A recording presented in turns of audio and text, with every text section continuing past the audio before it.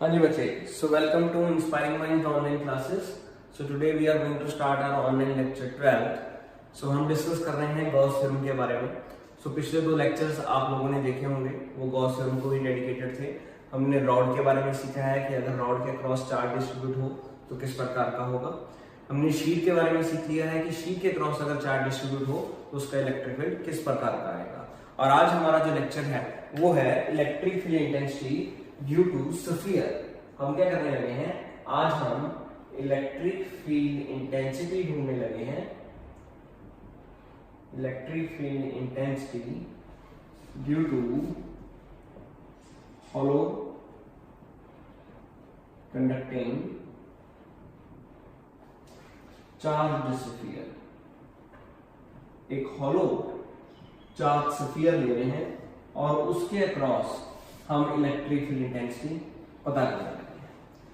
अकेला ये charge sphere नहीं आज हम पता करेंगे, आज हम इलेक्ट्रिक फील्ड और भी कई तरह के स्फीयर्स के बारे में पता करेंगे। सो और भी जो कई तरह के स्फीयर हैं वो किस प्रकार के बन सकते हैं, आज हमने वो भी डिस्कस कर रहे हैं कि और कितने कितने प्रकार के स्फीयर हमारे पास होंगे। सो देखिए, बात कुछ ऐसी है कि स्फीयर्स की जो टाइप है वो कैसी कैसी है। आपके पास एक तो पूछ सकते हैं कि वो हॉलो कंडक्टिंग, मैं स्फीयर के बारे में बताऊंगी और कौन कौन से स्फीयर्स बन सकते हैं। एक बन गया जो हम लिख रहे हैं, hollow conducting charge sphere. Hollow conducting charge sphere, इसका मतलब क्या हुआ कि ये स्फीयर क्या है, ये एक कंडक्टिंग स्फीयर है, that means it conduct the electricity. और स्फीयर है एक फुटबॉल की तरह, एक बॉल की तरह, और इसका जो अंदर वाला पार्ट है वो तो हॉलो है, अंदर से ये स्फीयर हॉलो है, लेकिन इसके ऊपर चार्ज रिजाइड कर रहा है, अंदर से घूम रहा है। दैट मींस कि चार्ज कहां पे होगा, इसके सरफेस के ऊपर होगा। तो ये क्या बन गया, this is called hollow conducting charge sphere. अगर बाई चांस मैं थोड़े से नॉर्म्स इसके चेंज कर दूं, इसके बारे में मैं थोड़ी सी बात अलग कर दूं, मैं लिख दूं सॉलिड कंडक्टिंग, इसके बीच में कंफ्यूजन होती है, सॉलिड कंडक्टिंग चार्ज स्फीयर। अब नेक्स्ट कौन सा आ गया, सॉलिड कंडक्टिंग चार्ज स्फीयर। बच्चे कई बार कंफ्यूजन में रहते हैं कि अगर यही चार्ज स्फीयर हॉलो की बजाय सॉलिड हो जाए तो फिर क्या होगा। तो देखिए, बड़ा खास पॉइंट है यहाँ पे। तो जब ऐसा कंसेप्ट देखने को मिलता है, वहां पे क्या होता है कि ये मान लीजिए एक स्फीयर है, ये स्फीयर मान लीजिए। अब अंदर से ये क्या है, अंदर से ये पूरा सॉलिड है, ये एक सॉलिड स्फीयर है। अब हुआ क्या, अब इसको चार्ज दिया गया, मैंने क्या किया, मैंने इसको चार्ज दे दिया। अब कमाल की बात, देखने वाली बात क्या है यहाँ पे, कि जब हम एक हॉलो स्फीयर को चार्ज देते थे तो डेफिनेटली बात है, हम क्या बोल रहे थे कि चार्ज कहां पे रिजाइड करेगा, सिर्फ उसके सरफेस पे रिजाइड करेगा। कारण क्योंकि अंदर से तो खोखला है, तो चार्ज कहां पे रहेगा, रह ही नहीं सकता अंदर पे, तो डेफिनेटली चार्ज कहां पे रहेगा, सरफेस के ऊपर रहेगा। लेकिन वही अगर मैं एक सॉलिड कंडक्टिंग चार्ज स्फीयर की बात करूं और वहां पे मैं एक चार्ज का इंजेक्शन लगा दो, मान लीजिए मैंने क्या किया, मैंने इसके अंदर एक चार्ज भेज दिया किसी न किसी तरीके से, इसके अंदर क्या चला गया, इसके अंदर मैंने चार्ज भेज दिया, फॉर एग्जांपल ये चार्ज इस प्रकार से भेज दिया। तो बच्चों, देखने वाली बात यहाँ पे क्या होगी कि यहाँ पे चार्ज कभी भी अंदर टिक नहीं सकता। जैसे ही मैं चार्ज इस स्फीयर को दूंगा, इसके अंदर चार्ज जाएगा, वो चार्ज यहाँ पे टिकेगा नहीं, वो चार्ज कहां पे आ जाएगा, ऑटोमेटिकली वो चार्ज यहां से हटकर सारे का सारा फिर से कहां पे आएगा, सरफेस के ऊपर ही रिजाइड करेगा। मतलब अगर कंडक्टिंग स्फीयर है और अंदर से सॉलिड है तो भी चार्ज कहां पे टिकेगा, उसके सरफेस के ऊपर टिकेगा। अगर अंदर से हॉलो था फिर तो डेफिनेटली समझ आ रही है बात, लेकिन अगर सॉलिड हो तो चार्ज अंदर टिके नहीं सकता, क्योंकि पॉजिटिव पॉजिटिव पॉजिटिव पॉजिटिव सारे रिपेल कर जाते हैं, एक दूसरे से दूर चले जाते हैं और ये ऐसे सरफेस के ऊपर टिक जाते हैं। ये सरफेस के ऊपर जब आ गए तो ऑब्वियसली बात है, वो हमारी पुरानी बात फिर से आ जाती है कि inside a conducting sphere electric field intensity is always zero. कि चाहे हॉलो हो, वहां पे तो बात समझ आ रही थी कि हॉलो में क्या है, अंदर खोखला है, तो चार्ज यहाँ पे क्या रहेगा, जीरो रहेगा। लेकिन अगर सॉलिड हो फिर भी चार्ज यहाँ पे क्या रहेगा, जीरो रहेगा। कारण क्योंकि चार्ज अंदर कभी भी रिजाइड नहीं करेगा। चार्ज अगर आप अंदर भेज भी दोगे तो भी कहां पे चला जाएगा, ऑटोमेटिकली उस सरफेस के ऊपर चला जाएगा। अंदर चार्ज कभी भी वहां पे टिक नहीं पाएगा। तो ये एक प्रॉपर्टी है। ये कब होगी, जब हम कंडक्टिंग स्फीयर्स की बात करेंगे। सो हॉलो हो चाहे सॉलिड हो, दोनों की जो प्रॉपर्टी है इलेक्ट्रिक फील्ड की वो क्या आएगी, सेम आएगी। दोनों का इलेक्ट्रिक फील्ड का आंसर भी क्या आएगा, सेम आएगा। तो दोनों में से हम चाहे कोई मर्जी टॉपिक उठा ले, चाहे हॉलो के बारे में सोच रहे, चाहे सॉलिड के बारे में सोच रहे, इलेक्ट्रिक फील्ड दोनों का सेम है। सो इसकी चिंता हमें खत्म हो चुकी है कि चाहे हॉलो हो चाहे सॉलिड हो, हमने सेम ही तरीके से इलेक्ट्रिक फील्ड ढूंढनी है और सेम ही तरीके से इसके न्यूमेरिकल कंप्लीट है। चलिए ये दो हो गए। इसके साथ साथ मैं आगे बढ़ता हूं। इसके साथ अगर बाई चांस डिफरेंस बताना वाला आपको कि और कौन कौन से डिफरेंस है, बाई चांस आर्टिकल बदल गया। आर्टिकल अब क्या है, इसी के साथ कंटिन्यू कर रहा हूं। Electric field intensity due to solid non conducting charge sphere. अब क्या है, अब फेज चेंज हो चुका है। अब क्वेश्चन क्या पूछा गया है, अब इलेक्ट्रिक फील्ड इंटेंसिटी पता करनी है किसके ऊपर, नॉन कंडक्टिंग चार्ज स्फीयर के ऊपर। नॉन कंडक्टिंग मतलब ये कंडक्टिंग था, मेटल कॉपर वगैरह कुछ भी, ये क्या है नॉन कंडक्टिंग मतलब प्लास्टिक। कुछ प्लास्टिक की बॉल ले ली, प्लास्टिक का स्फीयर ले लिया, सॉलिड है लेकिन, तो ये हमने कंसीडर कर दिया कि ये क्या है, एक सॉलिड स्फीयर है प्लास्टिक का, नॉन कंडक्टिंग है। ये क्या है, नॉन कंडक्टिंग है। तो इसमें क्या है, इसमें वही जो हमारी पुरानी थिंकिंग थी कि जब हम नॉन कंडक्टिंग चार्ज स्फीयर लेंगे तो वहां पे क्या होगा, अगर मैं उसके अंदर चार्ज भेजूं तो ऑब्वियसली बात है वो चार्ज अंदर ही रहेगा, वो कंडक्टिंग स्फीयर की तरह बाहर नहीं आएगा। तो यहाँ पे क्या होगा, अगर नॉन कंडक्टिंग चार्ज स्फीयर हो तो पॉजिटिव चार्ज अगर अंदर है तो अंदर ही रहेगा, बाहर नहीं आ सकेगा। तो ये क्या बन गया, ये एक solid non conducting charge sphere बन गया। अब इसका इलेक्ट्रिक फील्ड अगर इनसाइड देखेंगे तो वैसा नहीं आएगा जैसे इन दोनों का आएगा। इसका इलेक्ट्रिक फील्ड अलग होगा, ये हम ढूंढेंगे धीरे धीरे किस प्रकार से है। फिर आता है इसी का ही अलग पार्ट, लेकिन वो आपको अंडरस्टैंड हो जाएगा कि अगर वही हमसे पूछा जाए solid non conducting hollow sphere, solid non conducting charge sphere था, ये क्या है, solid non conducting hollow charge sphere. अगर ये आ जाए तो इसमें भी कोई परेशानी वाली बात नहीं है। अगर ये पूछा जाए तो इसमें क्या होगा, ऑब्वियसली बात है हम क्या बनाएंगे कि हमारे पास क्या है कि ये हॉलो स्फीयर अंदर से खोखला, तो अंदर चार्ज कितना होगा, जाहिर सी बात है जीरो। और चार्ज टिकेगा कहां पे, इसका मतलब अगर इसको चार्ज देंगे तो चार्ज यहाँ पे टिकेगा कहां पे, पॉजिटिव। इसका मतलब ये भी रिलेशन कोई बहुत बड़ी बात नहीं है, ये भी वैसे ढूंढेंगे जैसे ये और इन तीनों का आंसर सेम आएगा। ये वाला अभी हमें ढूंढना है कि किस प्रकार से करें, ठीक है जी। तो पहले हम शुरुआत करेंगे हॉलो कंडक्टिंग चार्ज स्फीयर से। तो हॉलो कंडक्टिंग चार्ज स्फीयर को जब हम सॉल्व करेंगे तो उसके साथ ही सॉलिड कंडक्टिंग चार्ज स्फीयर भी कंप्लीट हो जाएगा और non conducting hollow charge sphere भी कंप्लीट हो जाएगा। तो उसके बाद हमारे पास आ जाता है solid non conducting charge sphere, वो हमने डिस्कस करना है, वो एक अलग डेफिनेशन हो जाएगी। चलिए शुरू करते हैं पहला रिलेशन, जो कि मैंने ऑलरेडी हेडिंग रखी हुई है कि electric field intensity due to hollow conducting charge sphere.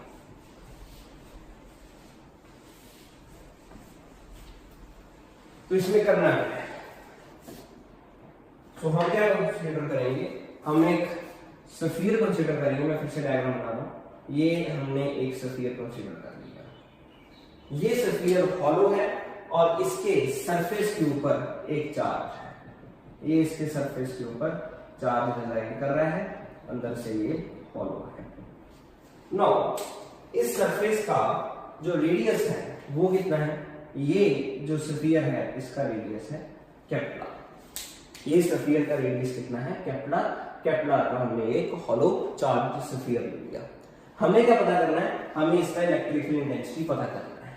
अब इलेक्ट्रिक फील्ड इंटेंसिटी पता करने के लिए हमारे पास 3 पॉइंट्स हैं। अक्सर क्या होता है बाकी डेरिवेशंस में इलेक्ट्रिक फील्ड इंटेंसिटी पता करने के लिए हम एक पॉइंट मार्क करते थे कि एक पॉइंट कोई भी चुन लेते थे, वहां पे इलेक्ट्रिक फील्ड कितना होगा। यहाँ पे क्या होता है, यहाँ पे इलेक्ट्रिक फील्ड ढूंढने के लिए हमारे पास 3 पॉइंट बन सकते हैं। एक इलेक्ट्रिक फील्ड हम ढूंढ सकते हैं बाहर की तरफ, ये यहाँ पे एक इलेक्ट्रिक फील्ड यहाँ पे बन सकता है हमारा, एक इलेक्ट्रिक फील्ड हमारा बन सकता है इस पॉइंट के ऊपर, और एक इलेक्ट्रिक फील्ड हमारा बन सकता है दूसरे पॉइंट के ऊपर। तो 3 पॉइंट्स के ऊपर हमारा इलेक्ट्रिक फील्ड जो है यहाँ पे रिजाइड हो सकता है।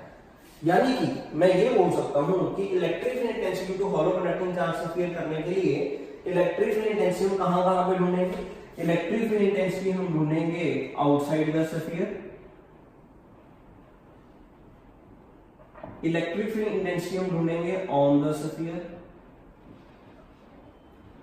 और इलेक्ट्रिक फील्ड इंटेंसिटी हम ढूंढेंगे inside the sphere.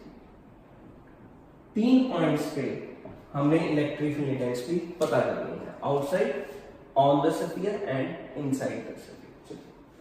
So concept क्या है, consider a charge spherical shell whose radius is r। एक चार्ज स्फेरिकल शेल लिया जिसका रेडियस कितना है केपलर है। सबसे पहला कंसेप्ट क्या है, सबसे पहले हम ढूंढने जा रहे हैं इलेक्ट्रिक फील्ड इंटेंसिटी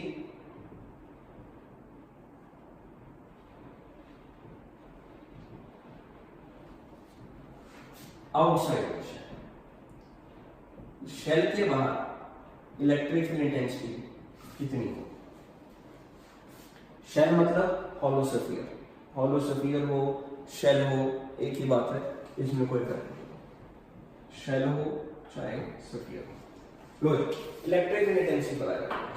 अब इलेक्ट्रिक फील्ड इंटेंसिटी सरफेस से बाहर पता करनी है हमें, तो शायद आपको बात याद हो कि जब हमने, जाहिर सी बात है, हमने इस एक चार्ज डिस्ट्रीब्यूट हो रहा है तो गॉस रूल हम अप्लाई करेंगे, लेकिन गॉस रूल की कंडीशन क्या है कि जब भी आपने गॉस रूल अप्लाई करनी है तो किसी सरफेस के ऊपर या किसी चार्ज के कारण जो आप इलेक्ट्रिक फील्ड ढूंढने जा रहे हो गॉस रूल के द्वारा, तो आपने उसी सरफेस के ऊपर गॉसियन सरफेस जरूर मार्क करना है। तो हम क्या करेंगे, हम इस चार्ज स्फीयर का पता करना चाहते हैं तो हम इसके इर्द गिर्द इसी प्रकार का ही एक गॉसियन सरफेस मार्क कर देंगे। ये मैंने यहाँ पे इसके इर्द गिर्द एक गॉसियन सरफेस मार्क कर दिया, ये इसका एक गॉसियन सरफेस।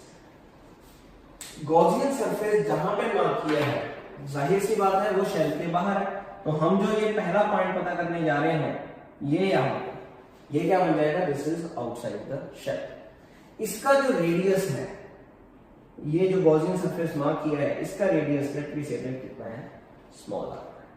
तो हमें क्या पता करना है, स्मॉल आर के ऊपर इलेक्ट्रिक फील्ड इंटेंसिटी पता करनी है। ये रेडियस इसका कितना है, स्मॉल आर।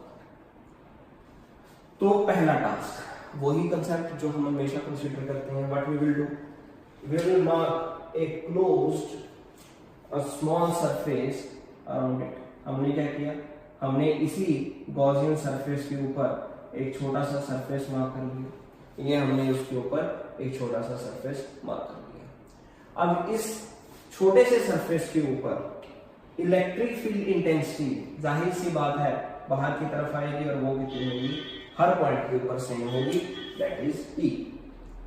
इसी के ऊपर ही हमने मार्क करना है एरिया वेक्टर। तो इसी सरफेस के ऊपर हम यहाँ पे ये इसके बिल्कुल परपेंडिकुलर ये हमने मार्क कर लिया है इसका area vector, that is radius. भी आप फिर से अगर चाहो तो लिख सकते हो कि ये जो डिस्टेंस है ये कितना है, r है, कंप्लीट।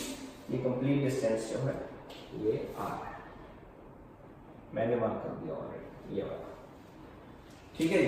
तो सबसे पहले इसी के कारण ही इलेक्ट्रिक फील्ड इंटेंसिटी लिखनी है। So mark a Gaussian surface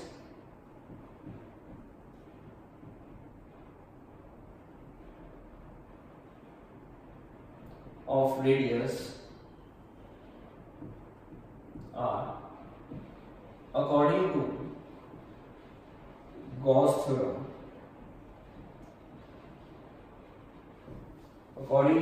theorem, AdS,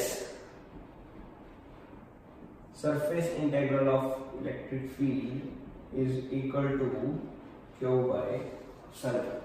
ये जो स्पेसिफिक रिलेशन हम हमेशा यूज करते हैं वो हमने यहाँ पे यूज कर लिया, EdS is equal to Q by epsilon। यहीं से कंटिन्यू चल रहा हूँ मैं। आप देख रहे हो कि E और DS के बीच में एंगल कितना बन रहा है, 0 डिग्री।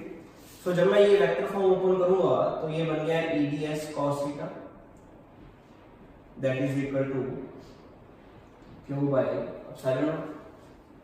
एंगल पता लग चुका है, एंगल कितना है, दैट इज 0 डिग्री। तो ये क्या बन गया हमारे पास, EdS is equal to Q by epsilon। EdS किसके बराबर हो गया, that is equal to Q by epsilon। Electric field uniform है, कोई फर्क नहीं, सभी के लिए सेम है, इसका कोई चक्कर नहीं है। E कांस्टेंट है, इंटीग्रेशन से बाहर निकाल देंगे, क्लोज लूप चल रही है, उसका कोई असर नहीं। अब हमें बात करनी है DS के बारे में, दैट इज इट्स सरफेस। लेकिन यहां पे ये कॉन्सेप्ट सरफेस एरिया नहीं कहलाया जाएगा, DS की हमें क्या करनी है, अगर DS के बारे में सोचना है तो इतना सरफेस एरिया ये क्या है, DS है, पर हमें इसके बारे में नहीं बताना है, हमें किसके बारे में बताना है, पूरे चार्ज स्फीयर के बारे में बताना है कि ये पूरा चार्ज स्फीयर है, इसके ये छोटे छोटे जो पार्ट्स हैं इनके भी सारे में सारा बताना है। लेकिन इसमें हमें चिंता करने की जरूरत नहीं है, कारण क्योंकि इतने पार्ट का कितना है, DS। सारा पार्ट अगर कंसीडर करेंगे तो डेफिनेटली ये क्या बन जाएगा कि चार्ज स्फीयर बन जाएगा। उसका क्या होगा, ये DS एक सरफेस एरिया होगा। तो हम क्या करेंगे, हम DS की वैल्यू सीधा क्या पुट करेंगे कि DS कितना है, that is equal to surface area of sphere called 4πr²। ये 4πr² लिख के हमने सारे स्फीयर के बारे में बात कर ली।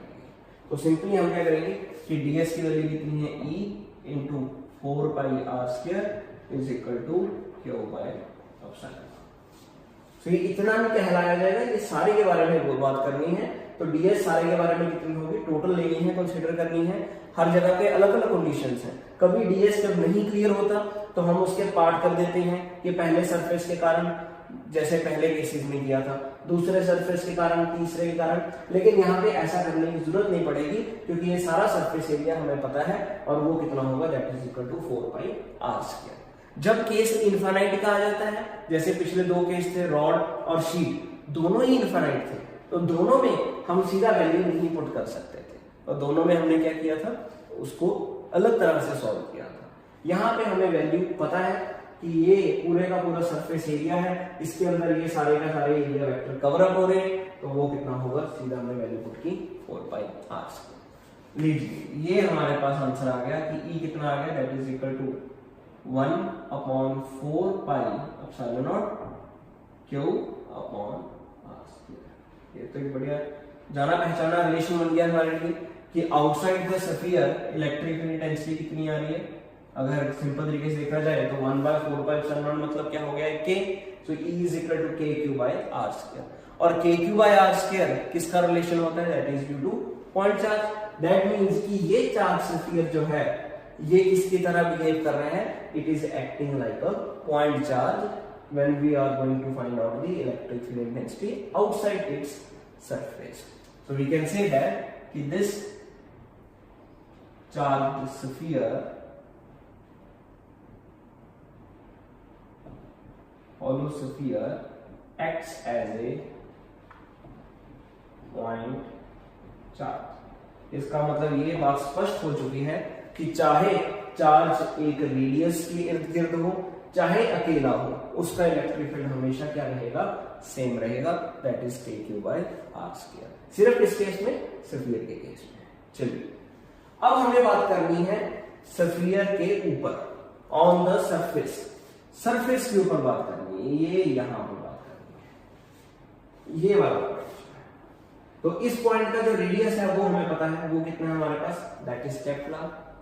अब इसके ऊपर भी मैं क्या करूंगा, जाहिर सी बात है, अगर मैंने फिर से रिलेशन प्रूव करना हो तो मैं इसके ऊपर भी एक एरिया वेक्टर मार्क करूंगा, इसके ऊपर भी मैं इलेक्ट्रिक फील्ड मार्क करूंगा, इसका भी रेडियस है, यानी कि ये सारा आर्टिकल फिर से सेम इसी तरीके से चलेगा। पर हम इतना नहीं लिखेंगे, हम इसमें शॉर्टकट कंसेप्ट करेंगे कि on the surface of shell, ये जो पिछला रिलेशन है इस जैसे ही आंसर बनेगा। On the surface of shell simply जो रेडियस पहले आर था उसको अब क्या पुट कर देना है, कैपिटल आर पुट कर देना है in relation first. Same article on the surface of shell, same इसी तरीके से ही चलेगा, लेकिन फर्क क्या होगा कि ऑन पूरे सरफेस के कारण क्या था, रेडियस आर, अब क्या है, रेडियस बदल चुका है, सिर्फ रेडियस बदला है और कुछ नहीं बदला। आर्टिकल की डेरिवेशन करने का तरीका सेम इसी प्रकार से होगा कि हम एरिया वेक्टर लेंगे, हम उसके पॉइंट को कंसीडर करेंगे और सॉल्व करेंगे, लेकिन इसमें कोई फर्क देखने वाला है नहीं, सारा आर्टिकल सेम है। सिंपली हम क्या पुट करेंगे कि जो स्मॉल आर वैल्यू पिछले रिलेशन में गया उसको क्या पुट कर देंगे, कैपिटल आर। तो रिलेशन क्या बन जाएगा, on the surface, electric field का रिलेशन क्या बन जाएगा, दैट इज इक्वल टू 1/4πε0, जो वैसे ही रहेगा, रेडियस बदल चुका है, वो क्या बन जाएगा, डिस्टेंस कैपिटल आर का स्क्वायर। ये जो डिस्टेंस था, ये डिस्टेंस कितना था, दिस इज कैपिटल आर। तो ये बात भी हमारी होगी कंप्लीट। लास्ट, अब आखिरी पॉइंट क्या था, आखिरी पॉइंट था हमारा on the surface of shell, sorry inside, on the surface हमने डिस्कस कर लिया, सी पॉइंट इनसाइड शेल। अब हम बात करनी है शेल के इनसाइड। अब इनसाइड शेल बात पहले हमारी डिस्कस हो चुकी है कि पहले आप ये सोचिए कि शेल के इनसाइड चार्ज कितना है।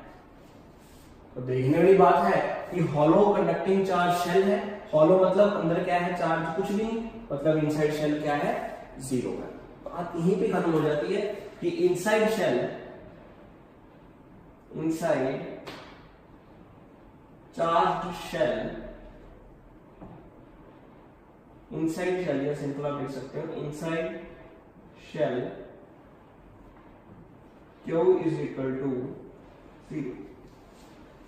इस शेल के इनसाइड Q क्या है, 0। तो अगर Q 0 है सो जाहिर सी बात है इलेक्ट्रिक फील्ड इंटेंसिटी भी क्या होगी, दैट इज 0। तो ऑन द सरफेस हमारे पास कितनी आ गई, KQ by small R square, outside the sphere आ गई KQ by small R square, on the surface आ गई KQ by capital R square, और इनसाइड चार्ज है नहीं, तो चार्ज क्या है इनसाइड, 0, तो इलेक्ट्रिक फील्ड भी क्या होगा उसका, 0। तो इस प्रकार से हमारे पास क्या आ चुका है, इलेक्ट्रिक फील्ड इंटेंसिटी आ चुका है, किसके कारण, due to hollow conducting charge spherical shell. So this is important, ये एक इंपॉर्टेंट रिलेशन बन जाता है थ्योरेटिकल पॉइंट ऑफ व्यू से।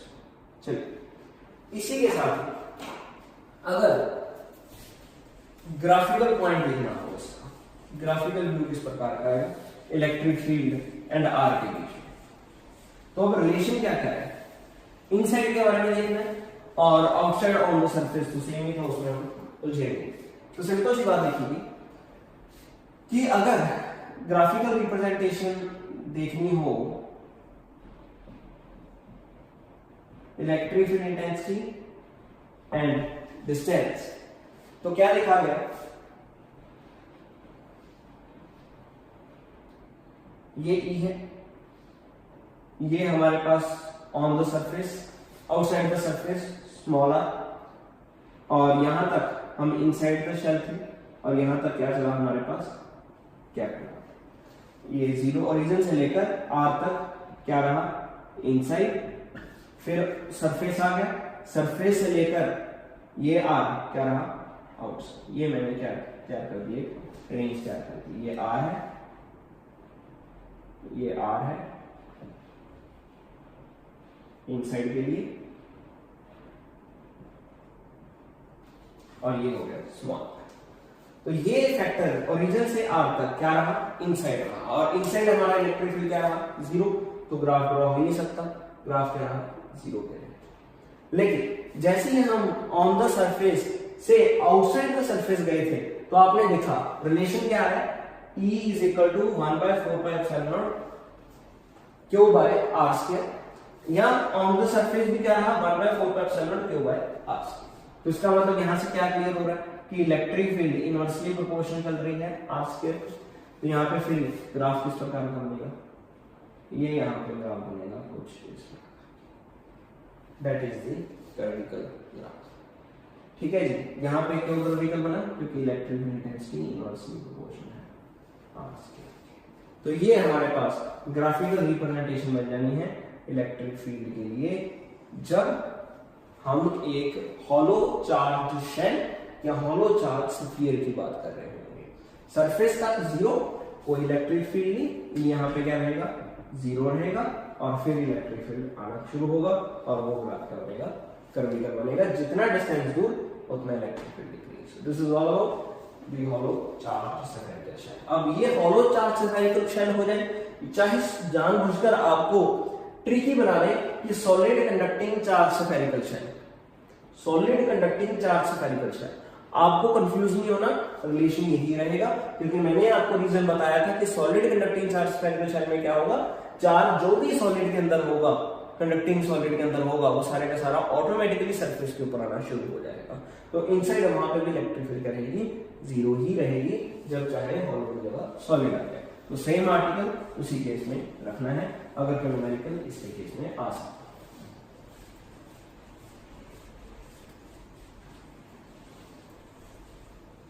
चलिए, ये हमारा पहला कंसेप्ट खत्म। अब हमने बात करनी है अगले कंसेप्ट की, that is due to non conducting sphere. अब क्या आ गया, अब हमने देखना है electric field intensity, electric field intensity due to non conducting charge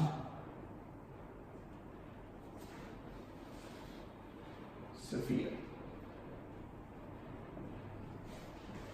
अब क्या है नॉन कंडक्टिंग, यहां पे मैं वर्ड ऐड कर देता हूं क्योंकि पिछली बार हॉलो ऐड किया था, नॉन कंडक्टिंग। अब मैं लिख रहा हूं solid charge sphere, non conducting solid charge sphere.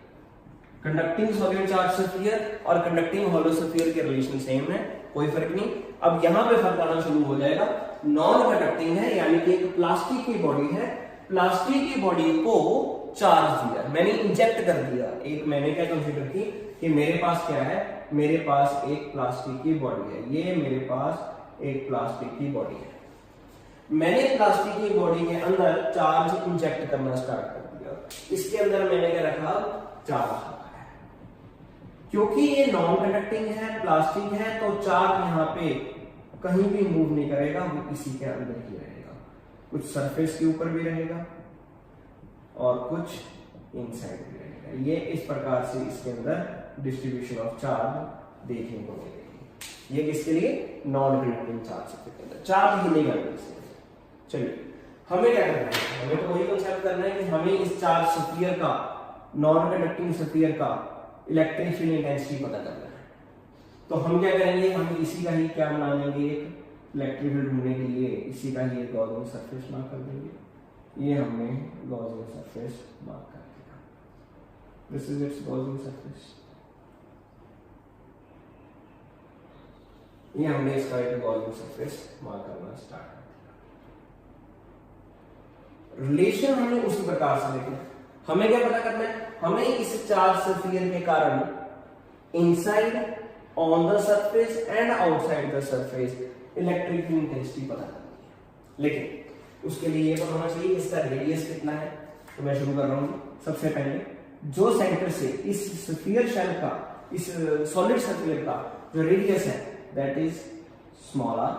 इस स्फीयर का रेडियस कितना है, स्मॉल आर। या पिछली बार भी हमने कैपिटल लिया था, उस जैसे लेना था, आप उस जैसा भी ले सकते हो, आप यहाँ पे लिख सकते हो, कंसीडर आप अपनी मर्जी के अकॉर्डिंग कर सकते हैं। दैट इज इसका रेडियस कितना है, दैट इज कैपिटल। ये हम कंसीडर कर लेते हैं कैपिटल। उसी के साथ ये जो बाहर वाला सरफेस है, ये जो बाहर वाला सरफेस है यानी कि गॉसियन सरफेस है, गॉसियन सरफेस का रेडियस कितना, ये भी हम मार्क कर लेते हैं। गॉसियन सरफेस का रेडियस है दैट इज स्मॉल। तो पहला कंसेप्ट जो हम शुरू करने जा रहे हैं वो आउटसाइड द स्फेरिकल शेल ही शुरू करने जा रहे हैं। So we are going to say कि consider a charge non-conducting sphere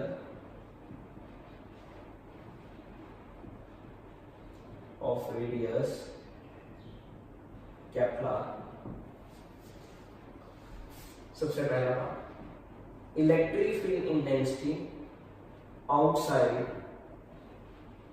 the charge sphere.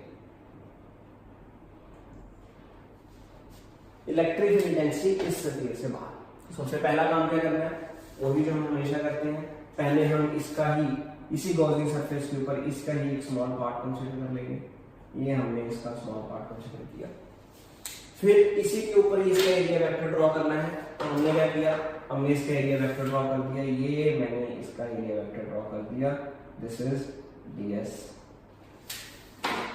अब इलेक्ट्रिक फील्ड किस तरफ आएगी, जैसे पिछले केस में था इलेक्ट्रिक फील्ड हर जगह पे आएगी और ds के साथ क्या रहेगी, सेम जीरो एंगल पे। ये इलेक्ट्रिक फील्ड रहेगी। So according to, in this case according to Gauss theorem, electric field intensity कितनी होगी। तो जाहिर हमने शुरू कर दिया कि EDS is equal to Q by epsilon naught. Radius भी आपको पता है स्मॉल r है, तो E बाहर, area vector ds is equal to Q by epsilon naught. अब सोचा जाए कि पिछला केस और इसके केस में क्या फर्क आया। आउटसाइड के लिए तो सेम ही रहा, आउटसाइड के लिए पिछले केस में भी ऊपर वाले के चार्ज के कारण इलेक्ट्रिक फील्ड आ रहा था। अब भी क्या है, ये सारे के कारण इलेक्ट्रिक फील्ड आ रहा है, फर्क तो कुछ नहीं पड़ा।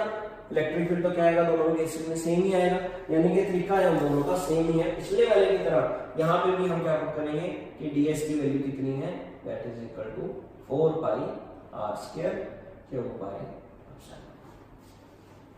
सेम कांसेप्ट, कोई फर्क नहीं है। इलेक्ट्रिक फील्ड कितना है, इलेक्ट्रिक फील्ड आया that is equal to 1 by, this is outside, we are discussing about outside. So 1 by 4 pi epsilon naught q by r का स्क्वायर। सेम कंसेप्ट, कोई फर्क नहीं पड़ा।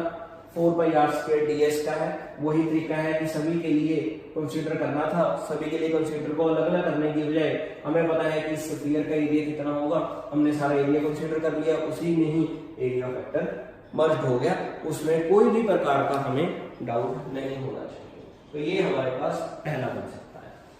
इसी तरह से अगला case, second part, electric field intensity inside, but we will go for on the surface. Electric field intensity on the surface, outside discuss कर लिया, अब ऑन द सरफेस डिस्कस करना है।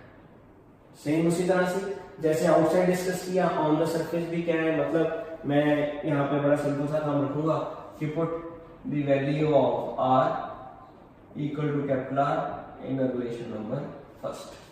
so इस रिलेशन में पुट करना है। तो ऑन सरफेस कितना आया, ऑन सरफेस इलेक्ट्रिक फील्ड आ गया 1 by 4 pi epsilon naught q by r square. कोई फर्क नहीं, किसी के कारण कोई फर्क नहीं, ये ऑन द सरफेस है, on the surface electric field बनेगा, एरिया वेक्टर बन जाएगा, सेम इसी तरह से आंसर आ जाएगा बस। और जो डिस्टेंस है, जो रेडियस है, वो चेंज होना शुरू हो जाएगा। ये तो दोनों सेम ही रहेगा। देखिए इन दोनों केसेस में तो ना तो हॉलो में कोई फर्क है, ना नॉन कंडक्टिंग में कोई फर्क है, ना कंडक्टिंग में कोई फर्क है। अब तीसरा case, C part, that is last part, that is electric field intensity inside solid sphere. अब इलेक्ट्रिक फील्ड इंटेंसिटी इनसाइड कितनी होगी, अब यहां पे फर्क पड़ना शुरू हो गया। पिछले केस में क्या था, हमने क्या बोला था कि इनसाइड चार्ज क्या है, जीरो है, क्योंकि चार्ज वहां पे टिक ही नहीं पा रहा था, क्योंकि स्फीयर कंडक्टिंग था, वो चार्ज ऑटोमेटिकली स्फीयर के ऊपर आ जाता था। अब क्या है, नॉन कंडक्टिंग है, चार्ज मूव किए ही, चार्ज वहीं पे टिका है जहां पे भेजा था उसको। तो इनसाइड अब क्या है, इलेक्ट्रिक फील्ड इंटेंसिटी जीरो नहीं हो सकती, इनसाइड अब कुछ ना कुछ इलेक्ट्रिक फील्ड हो, पर कितनी ये हमें ढूंढनी है। अब सोचने वाली बात है कि सारे के कारण इलेक्ट्रिक फील्ड ढूंढना मुश्किल है, क्योंकि गॉस थ्योरम की कंडीशन तो अप्लाई करनी पड़ेगी।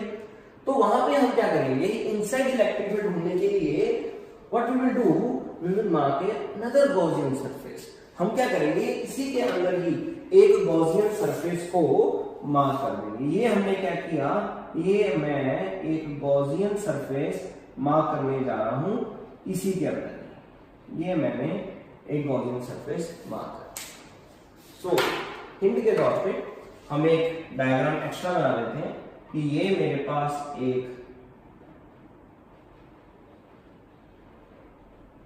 गॉसियन सरफेस है और ये मेरे पास एक चार्ज स्फीयर था। ये गॉसियन सरफेस जो है इनसाइड वाला, और इसके ऊपर क्या था, सारा का सारा चार्ज था। ये सारा चार्ज है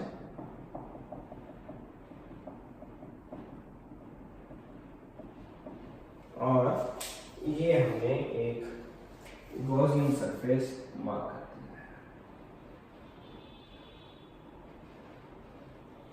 है। ये गॉसियन सरफेस हमने इनसाइड द स्फीयर कंसीडर कर लिया। इस गॉसियन सरफेस का रेडियस कितना, अपनी तरफ से मान के चलते हैं, लेट मी से r डैश। इसका हम रेडियस क्या मान के चल रहे हैं, दैट इज r डैश। यहां पे मार्क कर लेते हैं। ये गॉसियन सरफेस का रेडियस कितना, r डैश। अब हमें क्या पता करना है, अब हमें इसका वही सरफेस इंटीग्रल पता करना है। हम क्या कंसीडर करके चलेंगे, हम कंसीडर करके चलेंगे कि इसका एक स्मॉल स्फीयर, इसका एक छोटा सा सरफेस कंसीडर कर लेते हैं। ये हमने इसका एक छोटा सा सरफेस कंसीडर किया। अब इसका एरिया वेक्टर किस तरफ, इसका एरिया वेक्टर ये वाला हो गया, ये एरिया वेक्टर हो गया इसका कितना, ds। इसी का ही इलेक्ट्रिक फील्ड कितना, यही इसका इलेक्ट्रिक फील्ड इसी की तरफ है, दैट इज, ये हमने कंसीडर कर लिया इस केस में। यहीं पे भी, यहाँ पे भी हम मार्क कर सकते हैं कि यहाँ पे हुआ क्या, ये हमने कंसीडर किया है इसका, ये इसका हो गया एरिया वेक्टर और यही इसका हो गया स्फीयर के इनसाइड। ये हमने इस प्रकार से कंडीशन को डिस्कस किया है। Now let me start with the relation according to Gauss theorem. अब सोचने वाली बात, जो मेन बात है वो ये है कि अब क्या ये जो चार्ज अंदर कंसीडर कर रहे हैं, पहले चार्ज के कंसीडर कर रहे थे, क्यों? अब जो ये गॉसियन सरफेस लिया है, क्या उसका चार्ज क्यों रहेगा? जवाब है नहीं। क्यों? क्योंकि चार्ज क्यों पूरे स्फीयर का है, लेकिन हमने क्या किया है, पूरे स्फीयर का कंसीडर नहीं कर रहे। हम क्या कर रहे हैं, एक छोटा सा सरफेस एरिया मार्क कर रहे हैं, एक छोटा सा गॉसियन सरफेस मार्क कर रहे हैं। उसके अंदर जो चार्ज लिया है, जाहिर सी बात है गॉसियन सरफेस के अंदर जो चार्ज आ रहा है तो गॉस थ्योरम भी उसी चार्ज के ऊपर ही लगेगा। तो मैं कंसीडर कर लेता हूं कि इसके ऊपर चार्ज कितना लग रहा है, दैट इज क्यू डैश। मैं फिर से रिपीट कर रहा हूं कि अगर तो पूरे सरफेस को कंसीडर करना हो फिर तो चार्ज रहेगा। वो चार्ज कितना था, पूरे इस स्फीयर का चार्ज कितना है, क्यों?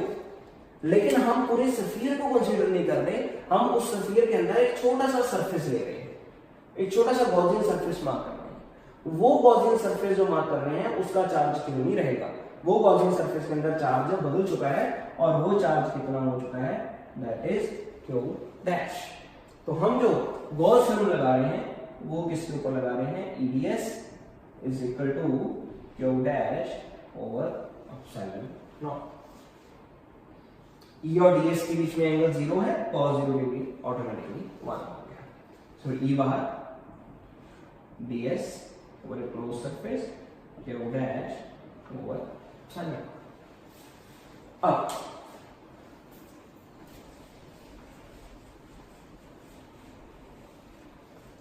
अब क्यों के बारे में सोचिए, ये आपको क्यों के बारे में क्या लगता है? सबसे पहले एक जो चेंज करने वाली है वो है एप्सिलॉन नॉट। पहले क्या हो रहा था, पहले तो हम इस चार्ज स्फीयर से बाहर थे। बाहर मतलब क्या था, वैक्यूम था। वैक्यूम के कारण हमने हमेशा क्या कंसीडर किया, एप्सिलॉन नॉट कंसीडर किया।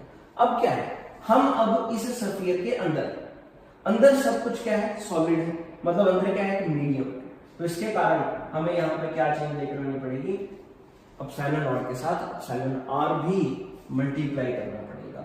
ये केस आपको इलेक्ट्रोस्टैटिक फोर्स में बताया था कि जब ये एप्सिलॉन नॉट जो होता है this is absolute permittivity in vacuum, लेकिन जब मीडियम कंसीडर हो जाएगा तो साथ में ER मल्टीप्लाई होगा, एप्सिलॉन R मल्टीप्लाई होगा, डाइलेक्ट्रिक कांस्टेंट मल्टीप्लाई होगा, दैट इज रिलेटिव परमिटिविटी।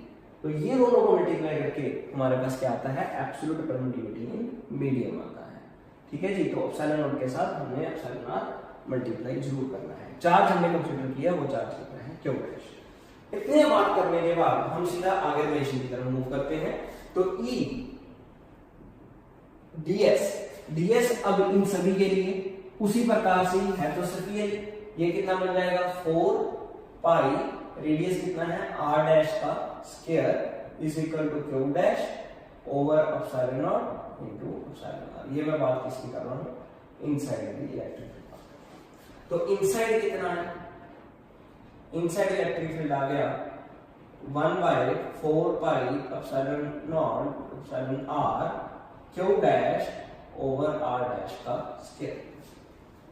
ये मेरे पास इनसाइड दी स्फेरिकल शेल एक रिलेशन बन चुका है, इनसाइड द चार्ज स्फीयर एक रिलेशन बन गया। नाउ प्रॉब्लम क्या है, प्रॉब्लम ये है कि यहां पे मैं खत्म नहीं कर सकता रिलेशन को। क्यों, क्योंकि मैंने क्या किया, एक छोटे से सरफेस के अंदर चार्ज दिया हुआ क्यू डैश। मुझे किसके कारण चाहिए, मुझे इनसाइड का आंसर चाहिए, लेकिन चार्ज कंप्लीट चाहिए। छोटा गॉसियन सरफेस के अंदर जो चार्ज आया वो नहीं चाहिए, मुझे सारे के कारण चाहिए। यहां पे मैं क्या करूंगा, एक बार अपने रिलेशन को स्टॉप कर दूंगा, इसको नाम देते हैं रिलेशन ओवर सेट। अब मेरा टास्क क्या है, मुझे क्यू डैश की वैल्यू पता करनी है, और क्यू डैश की वैल्यू कितनी होगी वो किसकी फॉर्म में पता करनी है, सारे चार्ज के कारण पता करनी है, दैट इज क्यू। मुझे ये आंसर किसकी फॉर्म में चाहिए, क्यू की फॉर्म में चाहिए ना। अब इसके लिए मैं एक छोटी सी बात पुरानी आपको याद कराऊं, वहां पे मैंने आपको बताया था डिस्ट्रीब्यूशन ऑफ चार्ज के बारे में। तो डिस्ट्रीब्यूशन ऑफ चार्ज में मैंने आपको बताया था एक रॉड का हिंट, कि अगर एक मेरे पास रॉड है, उस रॉड के ऊपर चार्ज डेंसिटी है लैम्डा, अगर उस रॉड को मैं 3 हिस्सों में डिवाइड कर दूं तो उसकी चार्ज डेंसिटी भी क्या रहेगी, तीनों के अंदर सेम रहेगी, that is lambda, lambda and lambda. इसी तरह से अगर मेरे पास एक स्फीयर हो बड़ा, उसकी चार्ज डेंसिटी सिग्मा हो, अगर उसको मैं 3 स्फीयर्स में बांट दूं तो वहां पे भी उनकी चार्ज डेंसिटी क्या रहेगी, सिग्मा की फॉर्म में ही रहेगी।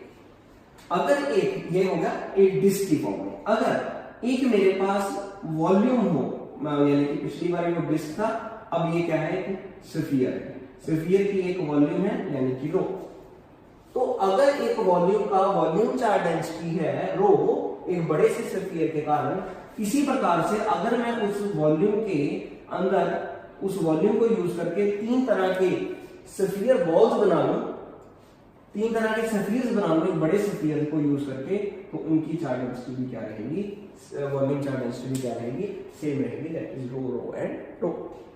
इसी तरह से ये केस मैं यहाँ पे अप्लाई करने वाला हूं कि अगर मैंने ये सारा स्फीयर कंसीडर किया है, इसकी चार्ज डेंसिटी, और ये जो छोटा सरफेस कंसीडर किया है, इस जो छोटा सा गॉसियन सरफेस कंसीडर किया है, इसकी चार्ज डेंसिटी दोनों क्या रहेंगी, सेम रहेंगी। So I will write the new form here कि we know that volume charge density within the surface, within the Gaussian surface is always equal to volume charge density of whole surface. Gaussian surface के अंदर की volume charge density और पूरे surface की volume charge density ये क्या रहने हैं, ये हमेशा सेम रहने हैं। दोनों का आंसर क्या रहेगा, हमेशा सेम रहेगा। तो दोनों की वैल्यू पुट करते हैं कि volume charge density with in the Gaussian surface कितना है। तो याद होगा आपको कि वॉल्यूम चार्ज डेंसिटी किसके बराबर होती है, that is always equal to charge per unit volume. Volume sphere का कितना होगा वो भी आपको पता होना चाहिए, that is always equal to 4/3 pi r। तो volume within the Gaussian surface कितना होगा, दैट is equal to charge within the Gaussian surface, within the Gaussian surface इस ब्लू के अंदर, इस ब्लू के अंदर चार्ज कितना था, क्यू डैश। इस ब्लू के अंदर वॉल्यूम कितना होगा 4/3 पाई, ये रेडियस वो कितना है r डैश का क्यूब। फिर होल सरफेस के ऊपर, होल सरफेस के ऊपर चार्ज कितना था वो आपको पता है, मैंने पहले भी बताया था, आपने लिखा होगा दैट इज क्यू। इस पूरे सरफेस का चार्ज कितना है दैट इज क्यू। और इस पूरे सरफेस की वॉल्यूम कितनी थी, ये जो रेडियस है इसका, ये वाला रेडियस, ये रेडियस कितना माना था हमने कैपिटल, तो ये कितना बन जाएगा 4/3 पाई कैपिटल का। ये वो डायग्राम हमने मार्क किया हुआ था। तो 4/3 पाई के साथ 4/3 पाई यहाँ पे हो गया कैंसिल, तो हमारे पास नया आंसर कितना आ गया क्यू डैश। क्यू डैश कितना आ गया हमारे पास Q into R dash Q over are का क्यू। ये क्यू डैश की वैल्यू हम क्या करेंगे सेकंड रिलेशन में पुट कर देंगे ताकि हमारा आंसर किसकी फॉर्म में बन जाए, क्यू की फॉर्म में बन जाए। चलिए जी यहां पे हमने पुट किया रिलेशन।